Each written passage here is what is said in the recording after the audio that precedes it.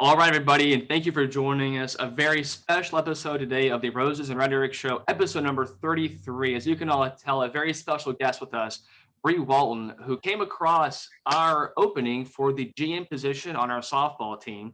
Well, Joe, we are really blown away by the caliber of people that we have had trying to interview for this position. I mean, this shows everybody what Craigslist can do, Joe. I mean, don't you agree with that? There's definitely some high quality applicants so far. Yeah. We were just blown away. So of course we got Bre Walton's resume, stunning. Bre, let's just start with that. Let's just start. If you could tell us a little bit about yourself and why you think you're most qualified for the GM position for this team. Well, I mean, thank you, first of all, for having me in the interview. No, I mean, I appreciate the getting put into the high caliber, the high caliber interviewee part. Let's see, my background is I'm born and raised in Tucson and played a lot of sports growing up and ended up landing in volleyball, went to University of Arizona on a volleyball scholarship and just been around sports my whole life. Now basketball is now a part of my life for the last 16 years, which I didn't bank on that. But so when it comes to sports world and coaching, I feel like I maybe have a leg up here. So that's why I decided to interview. Well, like I said, and of course, people definitely know who you are. This is all a big deal. Anybody who's a fan of Tucson sports, Joe and I are both graduates of U of A ourselves, go Wildcats. Always happy to have a local Tucsonian go for the job. We really like to keep things local. Shop local. Yeah, absolutely. So Joe, let's go on to our next question. Okay, so our last interview for this position, the interviewee was critical of female athletes on the team. Your resume boasts highly successful sports career. So what's your rebuttal to World Series winner Brian Anderson? And what are your favorite non-fictional and fictional female role models? Oh gosh, I mean, the rebuttal to World Series winner Brian Anderson could probably be its own podcast because pretty much everything I could rebut about Brian Anderson. But I love him. He's great. But he's not qualified for this. He needs to be on the field, not in the dugout. He needs to stay in his lane and I'll be in the dugout and he can be on the field where the talent should be. And I'll hone my talents where they should be, which would be in the dugout managing said intramural softball team. We would be lucky to have Brian on the team as a player. I don't know what position he would play. We might have to see what position he's qualified for out on the softball field. Yeah, I feel like put him back out where he belongs, center field. Center field. Yeah, we'll see. Yeah, absolutely. We're actually going to hold tryouts for the team later on. But I think Brian would definitely be a top 5 contender for those positions, Joe. I'm sure you know. I think we could blackmail him into it a little bit. Yeah. Oh, after that last interview, you can't even tell me did it. I think he gives everybody enough ammo. He just you don't even have to say anything. He'll bury himself. I remember him showing a lot of interest in being the team mom. Actually, I think he tried to persuade us with some orange slices and sunscreen last time. That's true. Again, not qualified. He actually sunscreen. He's definitely qualified because he's like alabaster. Right. He used to call him White Lightning, like in the weight room when we'd be doing sprints. As far as fictional and non-fictional role models. Okay, so on a personal level, I have to say, I think the first one I can come up with, like digging back into the memory bank, was probably Mia Hamm.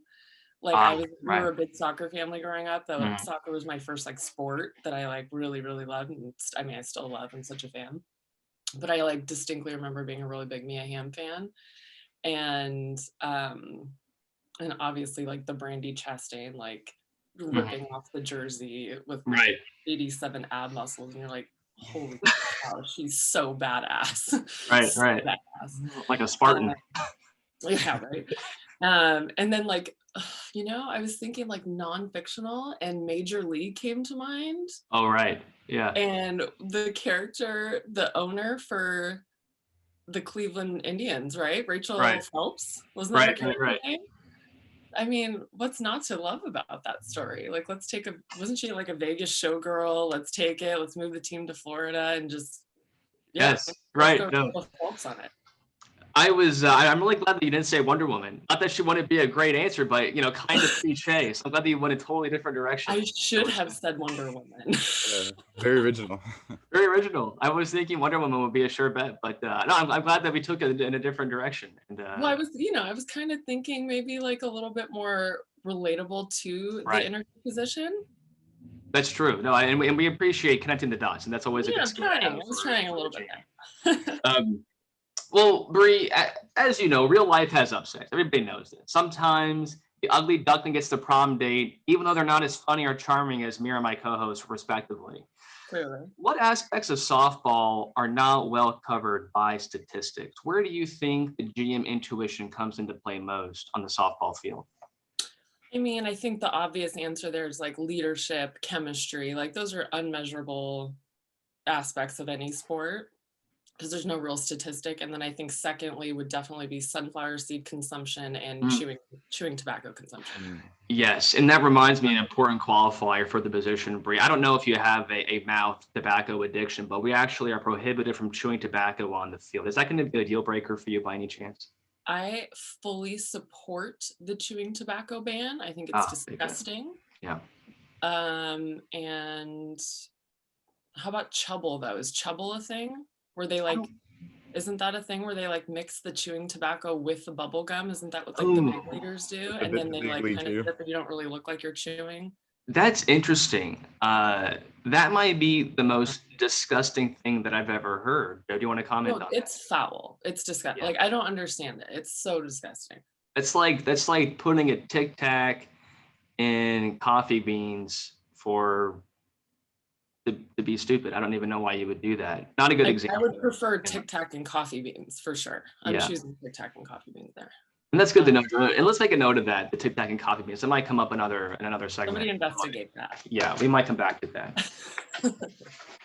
That's very good. I appreciate that. And I definitely think that sunflower seed consumption is an overlooked aspect of the game. Personally, I know Joe and I have on more than one occasion commented on the ability for people to chew multiple sunflower seeds at once in their mouth like a squirrel.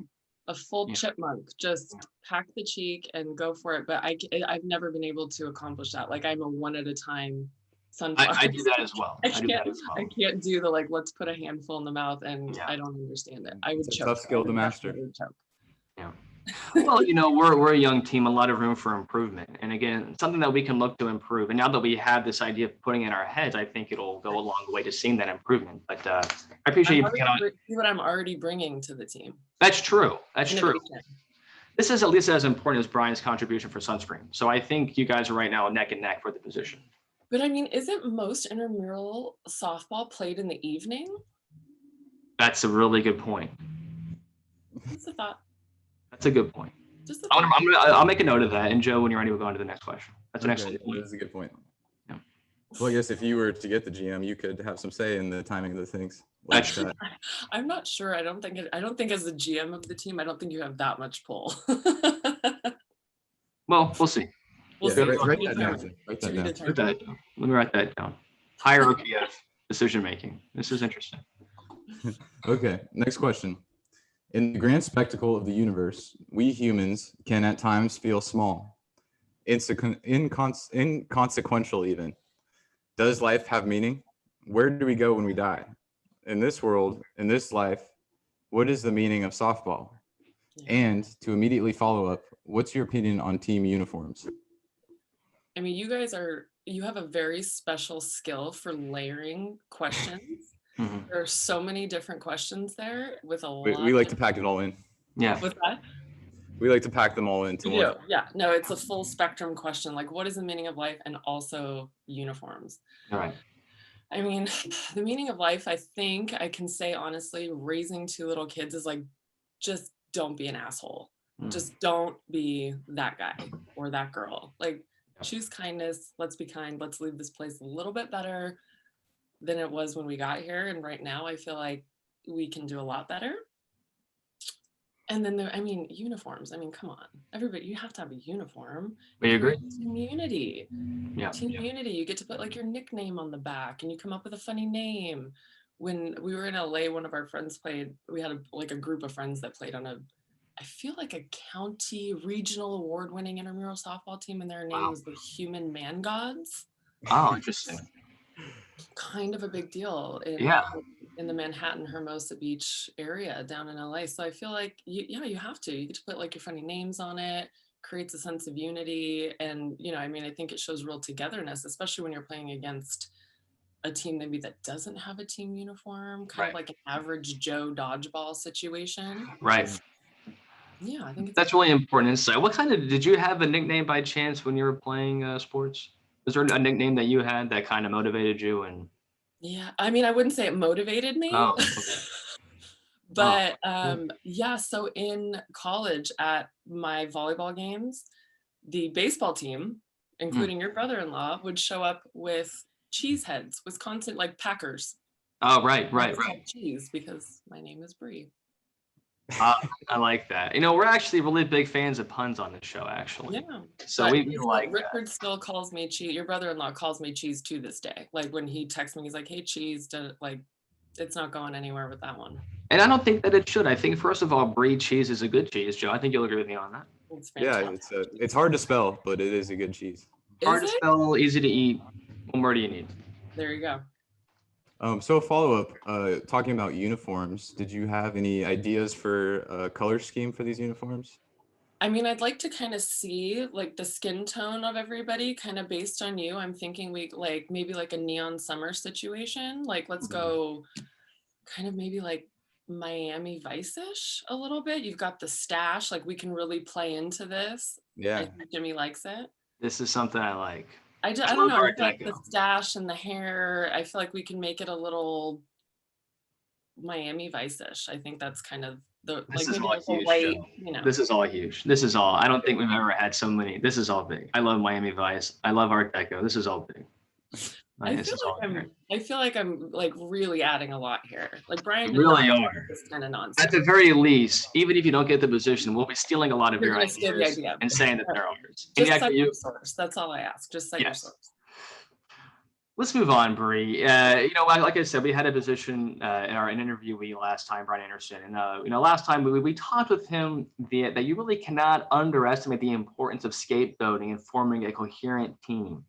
What role does blaming losses on referees have in keeping a team unified? And do you have a favorite example of blaming a bad play on a bad call? I mean, I'm gonna have to back it up a little bit. They're not called referees. They're umpires. That's true. In an early intramural. That was actually a test. That was a test. That was actually a test. You passed, luckily. Okay. Yeah. I'm like, if we're gonna do this, let's do it right. I agree. Use the right verbiage. I agree. No, I mean, God, I don't have a favorite, like, I don't have a play. I didn't really play softball, like, ever. What about even in your volleyball career? Was there ever a time where you really blamed a mistake on the line judge or somebody like that? No, not really, because it doesn't really apply so much to volleyball. Like they call nets and like ins and out, but like if the play was like, you can't really blame. Like they can get a bad call for sure. I actually feel pretty badly for referees, umpires, like any sort of officials, because to be able to like really make the call in real time is a challenge. And I'm married to an NBA coach, so I hear a lot about the officiating all the time, but I don't envy them. I definitely don't envy ever being like an umpire, referee, any sort of official, because that's kind of hard. And then you have the guys in the dugout that are screaming at you that you made the wrong call. And or do they use umpires in intramural softball? Yes. They do? They do. Oh, see, I didn't know that. You stumped me on that one. I didn't. Yeah, well, that took away your point for the referee umpire. So now you're back to baseline. But you're still doing well. Yeah, you're back to even. Okay. Yeah. I'll take it. Yeah. I'll take a hit on that one. Yeah. Well, that's okay. I mean, how could you have known? I mean, you were interviewing for the position that you need to know. But that's now that you do know, we can move forward from that. Hey, it's all part of the educational curve here. That's true. Yeah. Well, Jim, it sounds like she's saying that she would play a clean game then. We're not trying to which I have mixed feelings on. There's definitely a very important cohesive quality of blaming the umpire. But I do understand the point that Bre is making. Of course, umpires do have a very hard job. And, we do need to be respectful of the mistakes that we all make as people. To go back to a point that Bre made earlier, I think we can all get behind this idea of not being assholes. Maybe we can help unify around that idea. Yeah, I kind of live by the live clean, right? Like keep your camera clean, keep your plate clean. If you're gonna if there's a real questionable call, sure. Like I've definitely yelled at referees in my life. Like that has that's all that I wanted to know. happened. That's okay, good. So now that you've that has 1,000% happened. Okay. But there's a point of integrity that should also be kept in sport. And if you know that you were out or blah blah blah, maybe you can be honest. It'll pay it back. I like that. I like the commitment to honesty, Bre, on this. This is really coming together very nicely for you. Thank you. Joe, when you're ready, we'll go on to the next question. Okay. All right. David Deutsch, physicist / author of The Beginning of Infinity, makes the case for humans to achieve unlimited progress through a process of conjecture and experimentation. In sports, we call this process practice. How do we motivate a team to practice when they aren't being paid and alcohol consumption is discouraged by league rules? Well, I think what I heard was that alcohol was discouraged. I didn't hear that it was illegal. I like that. That's I just it's frowned upon. Okay, that's fine. It's frowned upon. I will, if you will allow me to quote my father-in-law on this one. Yes. He has a very famous quote with his own kids that's ask for forgiveness instead of permission. So, I think there's so many ways to be creative with that right now too. There's definitely Yetis that hold an entire bottle of wine. There's, the seltzer rage, like the white, like that looks like water. Yeah, it does. That'll be fine. Joe, let's just take a moment. What a perfect answer to the question. Let's all be honest here. If we can drink, we should be drinking. Is this even tea right now? You guys will never know. I'm not under any legal obligation to disclose that I'm drinking right now. I'm not driving a car, 100%. So I really appreciate that answer, Bre. And I think you make a really good point too. We should take a step back and really think about this. You can put an entire bottle of wine in a personal container. In a Yeti cooler. In a Yeti cooler. So you can chill the wine to the perfect temperature and have the whole thing for yourself. It stays cold. It lasts. Yeah, as fast as you can drink it. Obviously, it's there for you. Right. I would say that the tricky part is you can't really tell exactly how much is gone. Right. So just be mindful. So when you are bringing your Yeti size container or whatever you're bringing with your entire bottle of whatever's in there, let's just make sure that we have a safe driver on the way home. Yeah, and we got to make it through all 7 innings as well. Oh, we'll be fine. Yeah, I like that, Bre. I think you hit the nail on the head with that. We should, even though drinking is discouraged, it's not prohibited. And so we should find a way of doing it that raises the least amount of suspicion. That's what I think is what you're saying. And I think you're absolutely right. Absolutely. All right, Bre. Well, let's keep moving on. We're nearing the end here. Now, just a few more questions for you. Here at Roses and Rhetoric, we take safety seriously, both on and off the field, of course. We encourage proper PPE in all things that we do. Your background is volleyball, which is famous for knee pads. Have you considered incorporating PPE into your personal life to protect you from daily bumps and bruises? I know I have. I'm going to go ahead and leave the knee pad one off, and you can take that wherever you want it. Sure. I will say this. You definitely need, if you are of childbearing age, fathersome-wise, and you have a child, a young child, you should invest and think seriously about wearing an athletic protector cup. During those young little toddler years, I cannot tell you how many times I have seen a man go down by an 18-month-old, a 2-year-old running into the arms. Like, it's a literal kick in the nuts, and it happens often. Absolutely. So I would say we're going to leave the knee pad alone because that's an obvious one, but the athletic protector is probably something that you guys should. No, I think you're totally right. And really what brought the knee pad to my attention was my sister a week ago was walking in her bedroom and just smashed right into the bed frame. just totally smash into the bed frame. And I know that I've done that myself as well. Right. So I've often thought about wearing shin pads or knee pads or something to protect myself from those awkwardly large bed frames that stick out beyond the mattress. Yeah, Yeah. the problem. What idiot made those? I don't know. They should always, like, it has to be like a bumper situation. They need to be upholstered and padded. Like, you can definitely lose a shin, a toe. I've seen it happen. Oh, absolutely. I think we've all experienced it. Yeah. That's great. That's great. Well, I think we have two more questions, Joe. Let's get on to our penultimate question, and then we'll wrap things up with Bre. I'm sure that she's very busy. Need to get back to other things that she's working on today. Okay. This is the question. A typical registration fee is around $20. Is that an expense you feel comfortable covering? We do have scholarships, but as you can imagine, they tend to be expensive. Right. Is it I had a follow-up question to that was, is it a registration fee for the whole team? Is it per game? Is it like $20 per game to play? It's per person per team. Per person per team. Yeah. Okay, so if somebody maybe is struggling, yeah, I understand. I've had great luck with car washes, lemonade stands. That's great to know. Yeah. Also, if you do have kids, sell a kid. That's fine. I agree with that 100%. And I like to know that we can always count on Bre to make the tough calls. And she just made a tough call right there. And I really appreciate you saying that. Yeah. And then if you sell a kid, that's less kicks to the shins and to the nuts, right? That's true. There you go. That's a synergy. All right, Bre, we have one more question for you. We like to end these interviews with kind of these scenario type questions to kind of give you a chance to think on the spot and to kind of come up with a unique answer and really kind of put you through the ringer with this last one. So take your time with it, and here we go. Imagine this. You're a quirky teenage genius with a crazy idea, just crazy enough to work.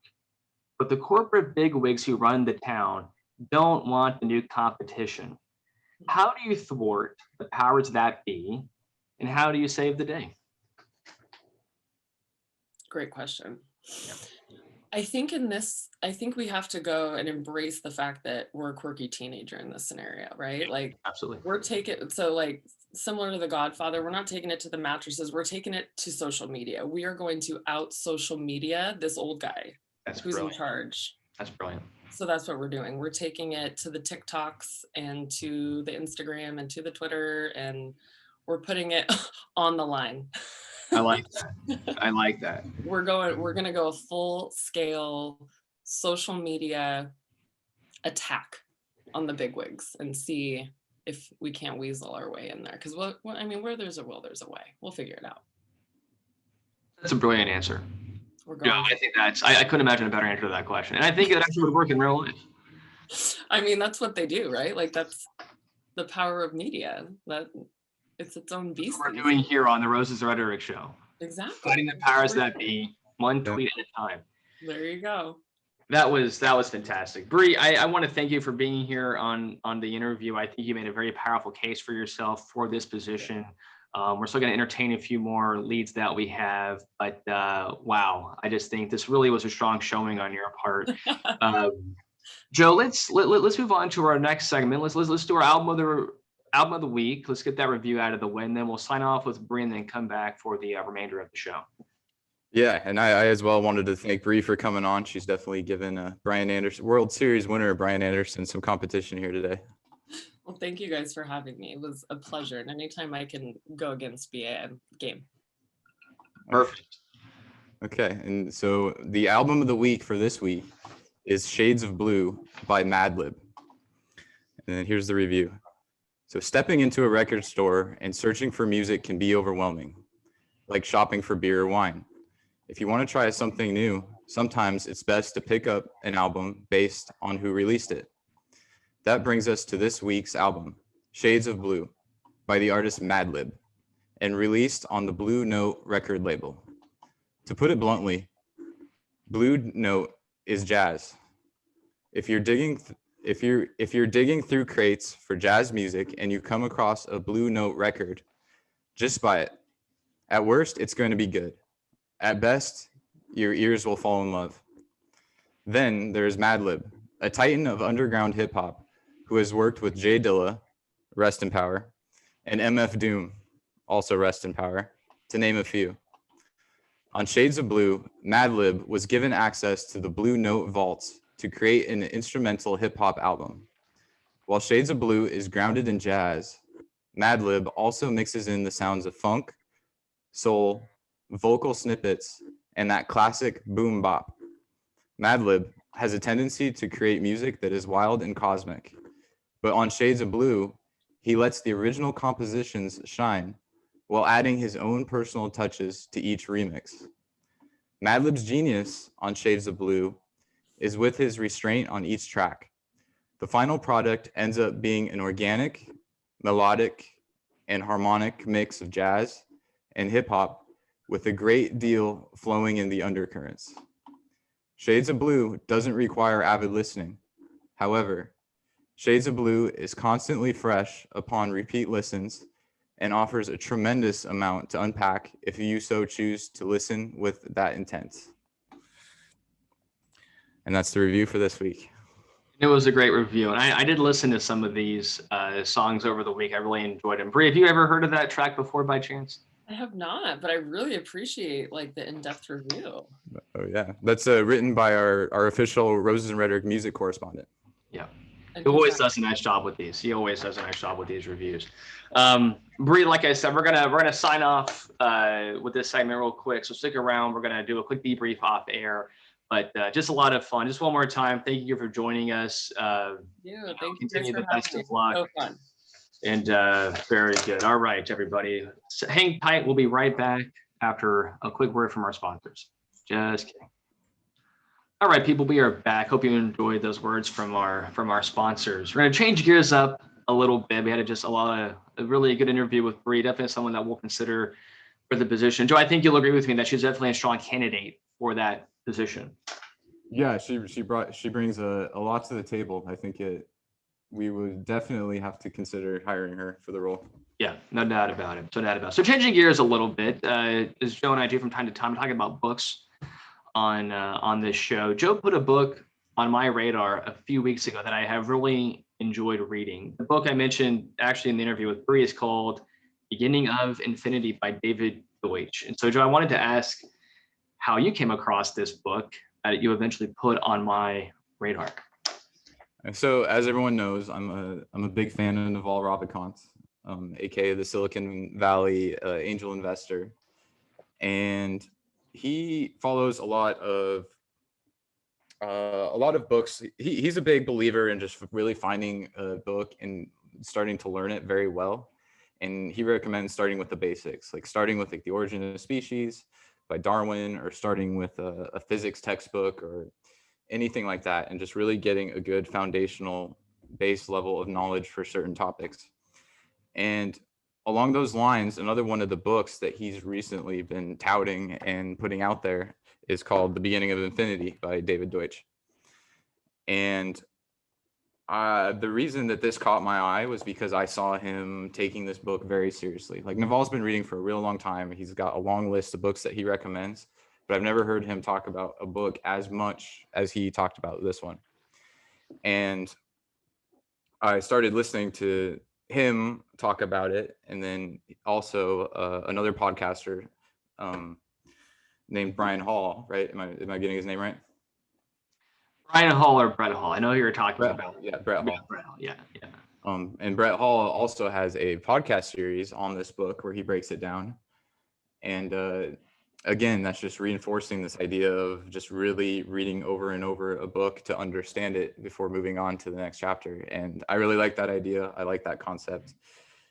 A little bit about this book, Jim, maybe you can explain. I know you've read a little bit more than I have, but just reading off the back of it, it's a provocative and imaginative exploration of the nature and progress of knowledge. So it's in other words, it's breaking down, like, what do we know? How do we know these things? Like, what is unknowable? What is knowable? Why don't you give us your take, Jim? Yeah, absolutely. I think let's start with the title of the book, The Beginning of Infinity.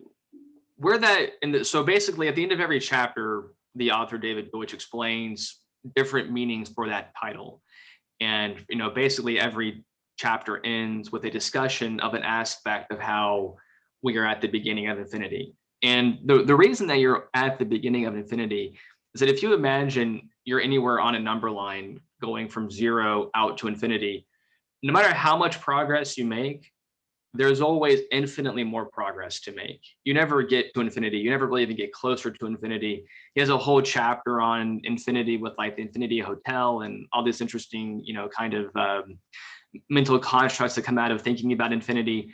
But if you imagine that, if you, except for the argument now that progress has infinite potential, that we can always improve infinitely, then wherever we are as a civilization, we always have infinitely more to do. There's always infinite progress to be made, because wherever we're at, we're never really getting closer to a thing that is infinitely far away. Yeah, there's no ceiling, in other There's words. no ceiling. There's no ceiling, and because there's no ceiling, you're always at the beginning. And so in a way, it's very inspirational because you're always at the beginning of a journey. You're always at the beginning of making progress for understanding the world around you. A lot of what he talks about deals with understanding things from kind of a material perspective, the physical world, but he does make connections to moral arguments and to philosophy as well. And again, in these areas, the idea is that you can always, because there's no ceiling, we are always at the beginning of whatever process or whatever knowledge we have is always the beginning of some future progress that we may make. The other thing is the formula that he gives for making progress is one that is in some ways intuitive, but when you actually take a step back to understand it in its detail, is actually very complex. And the way that you make progress, and this is from David Deutsch's perspective, is by making a conjecture or a guess about the world and then doing some kind of critique of that guess, whether that be experiment or some kind of rationality or something. If you understand it from logical argument or something, you're always we as a species are always in the process of making guesses about the world and then checking those guesses to see how they correspond to reality, to the world as it actually is. And through that process, we're always infinitely, approximating the world. There's infinitely more to do, but we still have a way of measuring progress by making better conjectures and by replacing and improving upon previous ones. And so every previous step is a building block for the next one. And there's no ceiling on how good our understanding can be. And so we just continue to move up the ladder of understanding the world. And so I think, as far as kind of an intro, those would be the first two things to start with. The notion that knowledge is obtained by conjecture and criticism, and that for a society to have the ability to be at the beginning of infinity, they must harbor those two beliefs at their core. A society must dedicate itself to the notion that we make progress through conjecture and criticism, that we need both to improve upon wherever we are. And the second would be the title of the book, The Beginning of Infinity, that because progress can be made with no ceiling, there's no, best, we can always do better, that we always have a way of improving wherever we happen to be at. Mm-hmm. Well, I think that's an excellent summary. And I think that's a good teaser for some of the weeks to come. I know, Jim, we were talking about some sort of systemized way of breaking down this book each episode, or towards the end of each episode. So yes, I think we still have some work to figure out how we're going to do that, but I look forward to it. I think it's going to be a great adventure. I think it will be too. Sometimes when you read a book, you just immediately know that what you're reading is important. That's how I feel, and how many people feel when they read Nassim Taleb's works. That kind of like whoever you are, when you read Nassim, you're like, yeah, there's something here. Like, even if you thought there wouldn't be, there's something there. I feel the same way about Peter Thiel's book, 0 to 1. And in fact, in many ways, I think the 0 to 1 argument very much ties in with the David Deutsch argument. And that's something that I look forward to exploring more in the future as well. But I agree. I think that's a good place to leave it.